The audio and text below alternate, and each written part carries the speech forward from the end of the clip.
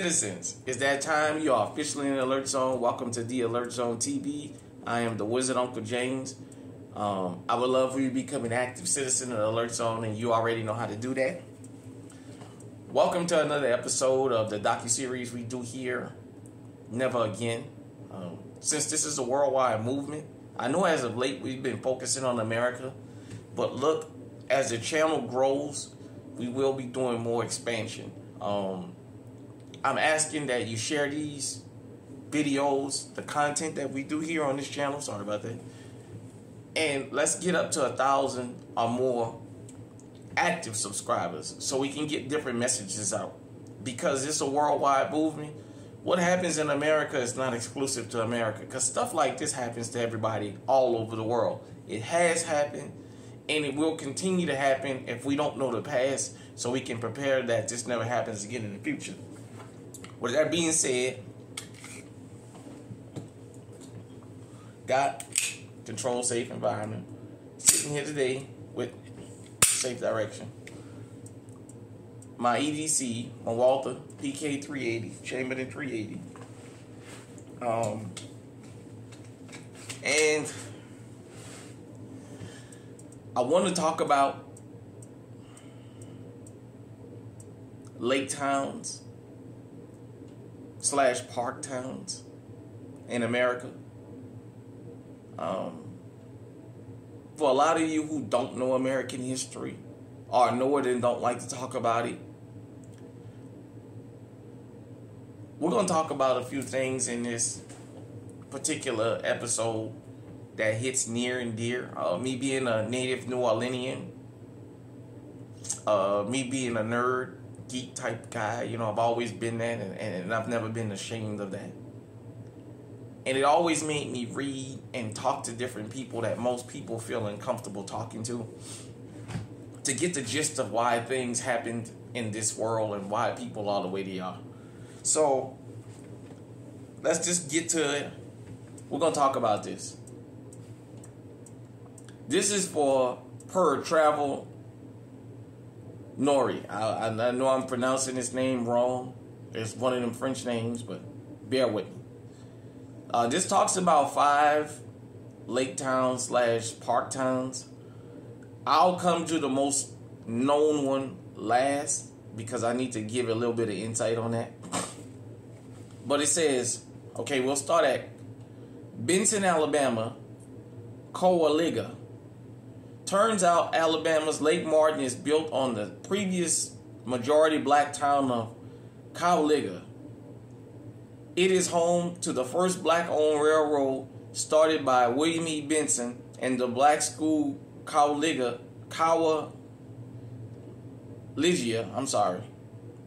Academic and Industrial Institute. William is the son of John Benson, who was enslaved and then freed. He went on a journey to rescue his sister in Florida, who was separated during slavery, and they made their way back to Alabama. John purchased thousands of acres of land sold to black families where he formed a community. William helped his dad expand the family business. After William's death and the closing of the school, Cowaliga was destroyed to make room for Lake Martin. Now, here is one that is real infamous, and one of the most infamous crimes, no crimes happened, and it haunts Donald Trump to this day, his take on it. And people go and visit this place, and some people have no knowledge. Seneca Village in New York City. Seneca Village began in 1825, and at its peak, spanning from 82nd Street to 89th Street along what is now the western edge of Central Park. Yeah, Seneca Village, Central Park is what Seneca Village used to be. A black town, black land, and it was taken, eminent domain. By the 1840s, half of African Americans who lived their own property, a rate 5 times higher than the city average, as reported in Timeline. In 1857, Seneca Village was torn down for the construction of Central Park. The only thing that remains is a commemorative plaque dedicated in 2001, to the Lost Village. So yes, for those of you who didn't know, eminent domain was used to take that property to make Central Park. Just like Bruce's Beach. For those of you who don't know, I'll destroy the story of Bruce's Beach. It was out in California. Segregation has existed all over this country. People just keep trying to relegate it to the South. It's not just the South. Anti-blackness is all over the country. Let's just get this out of the way. In California, the beaches were segregated. The Bruces purchased what became Bruce's Beach and built the beachfront property where black folks can go and experience the beach and not be harassed or ran off. Bruce's Beach was taken from the Bruces. Only a portion of what it was worth was given to them. The Bruces spent the rest of their lives working for other people. It was rezoned. It took, I want to say, 60, 70, 80 years for them to finally make that park. It was rezoned. It was finally returned to the family last year. But because of zoning laws, it was taken as commercial property, but it was zoned where they could never build, commercial property and reopen that beachfront. They say in today's money that property is worth over $100 million. Well, the family had a deal with the state. They can take I think it was a monthly payment for the land, or or the county can buy it back for $20 million. For those of you who don't know, Bruce's Beach was resold because what it was intended to be and what it started off as was zoned to not be that. So the gist of it is, why keep a property that was commercial property that's been rezoned so you can't do nothing with it? It's a beach that you can never open up to the public and you can never put businesses on because of the zoning laws. Now that it's been finally sold off, the zoning laws will change and they'll put businesses out there. So that's just Bruce's Beach. All right. Number 4 is Susanna, or South Santa, was flooded by Lake Martin. According to Alabama Living, more than 900 bodies were removed from cemeteries before the land was submerged. The town once included a gold mine, a school, 2 mercantile, a grist mill, a flour mill, a sawmill, a blacksmith shop, and a church. Vanport, Oregon. In the 1940s, Vanport was the center of a booming shipyard industry because of World War II and quickly became the second largest city in the state. But as World War II saw white males drafted to serve overseas, a labor shortage pulled in a great migration of blacks from the South. With soldiers being drafted overseas to fight in the war, Oregon saw a labor shortage. This resulted in a great migration of black Americans from the South. These new workers needed places to live, as the Albina neighborhood was the only place where black people could live legally. It became too small for the growing population of black Americans, and Vanport was built as a temporary housing solution. At its peak, 40,000 residents, or 40%, were African American. But then in 1948, massive floods erupted in the neighborhood, and city officials didn't warn residents of the dangerously high water levels. They didn't evacuate in time. The town was wiped out within a day. 18,500 families were displaced, more than a third black American. Today, the area is known as Delta Park. So yeah, even segregation existed in Oregon. And for you who don't know, you can go and research. There's a whole write-up on why Oregon, did what they did. Now we're going to come to the most popular, or most infamous town to be a lake town, Oscarville, Georgia. For those of you who don't know, Lake Lanier is a popular weekend destination known for fishing, boating, and so much more, including an eerie reputation that has deemed it as haunted in Georgia. But one lesser known fact is that the lake sits on top of the black town Oscarville. Oscarville was burnt down in 1912 and more than 1,000 residents were forced to flee following the allegations of rape. Rob Edwards was arrested in September 1912 along with Ernest Knox and Oscar Daniel, both teenagers, all accused of raping and murdering a young white woman named Meg Crow. Edwards was dragged out of jail, beaten with a crowbar, and then lynched from telephone pole. Daniel and Knox went to trial and were found guilty on the same day. The boys were sentenced to death by hanging. After the trials and executions, white men known as night riders forced black families out of their homes by bringing their land, churches, and burning. They said bringing, but they meant burning. And here's a typo. Burning their land, churches, and school. Once black families fled, Lake Lanier was built on top what was burned down. We're going to talk about Lake Lanier. For those of you who don't know, Lake Lanier, throughout the years, the decades, has had a lot of mysterious deaths. Most black Americans, foundational black Americans that know about Lake Lanier won't dare step foot in there. We see it somewhat as a sign of disrespect, but we also understand, as we are spiritual people, that these mysterious deaths that keep happening, it's not a coincidence. I live here in Iowa. There's the benefits of the Homestead Act here.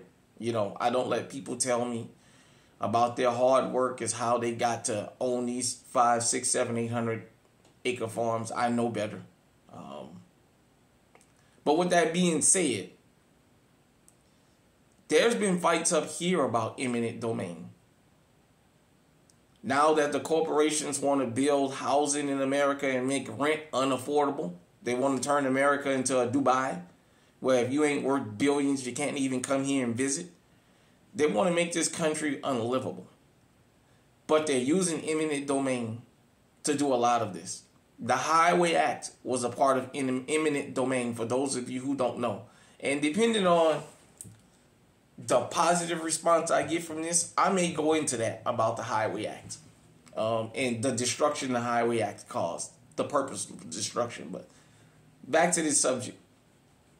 Eminent domain was always used against us in prosperous parts of the country to build parks that never was erected in some cases. Or in some cases, after decades, the park was erected to shut everybody's mouth, to not have to give the land back, just like with Bruce's Beach. The thing about eminent domain, these lake towns, don't think it can't happen to you. I live in the state of Iowa, and as I've said, I've already seen the signs. I've seen people get into legal fights about eminent domain up here. One family, they wanted to build a water treatment plant in the middle of their farm. And they asked, well, why can't you put it here? And the city said, because this is where we want it. And they're fighting for that right now, about trying to not have eminent domain, have that piece of property taken from them to build a water treatment plant. When eminent domain comes, you don't get compensated properly. If your property is worth $1 million, they'll offer you $80,000. And once you say no, the politicians, they'll get together. They'll pull an eminent domain and you won't get nothing. You see, eminent domain is used to take your land, give you peanuts for it so they can say, well, you were compensated. Doesn't matter that what market value, you were compensated. And that you agreed to take that money. Now, for us, the lake towns,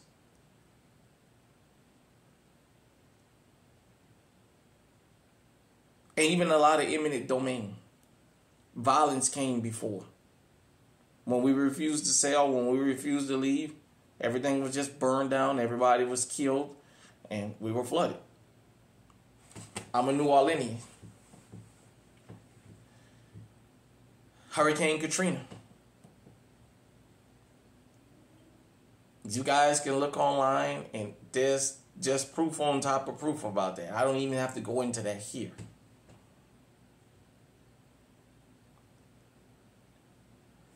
My piece of advice is this for everybody. Before you go jumping in the lake, research and make sure it's not on top of a once thriving city. You make sure people wasn't killed for that lake because of mysterious death or a mysterious thing can probably happen to you.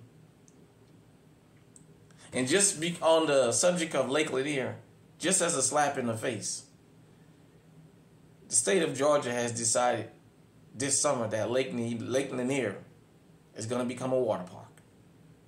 Yes. The secret of Oscarville is no longer a secret.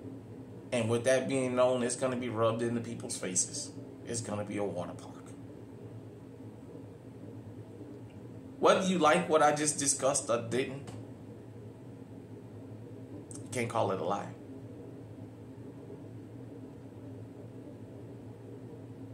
As we tell people here in the Alert Zone, when you condone criminality, don't be surprised when it turns on you and cannibalize its supporters.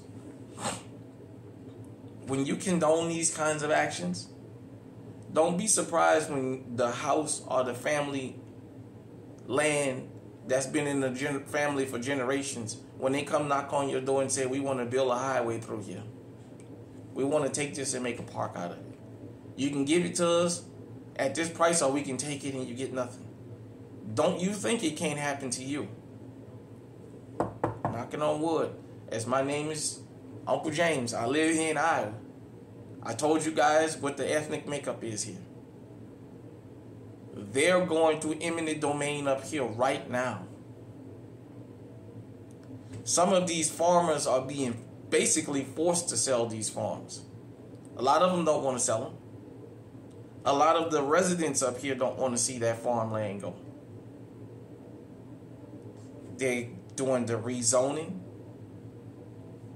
They're doing eminent domain. And don't you think it can't happen to you? If you don't think it can happen to you, go to Los Angeles, California, and ask yourself, if you've never been to LA, the LA area, why are there so many freeways? Then go and check out the book, The Color of Law. I posted it right here on my community tab on YouTube. Go and pick that book up. Read that book, and you'll understand why I talk about the things I talk about. And how all this is always all intertwined. We definitely enjoy the support that we get here in the Alert Zone. Without you, it would be no me.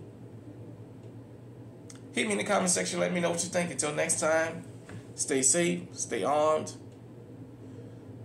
stay on high alert.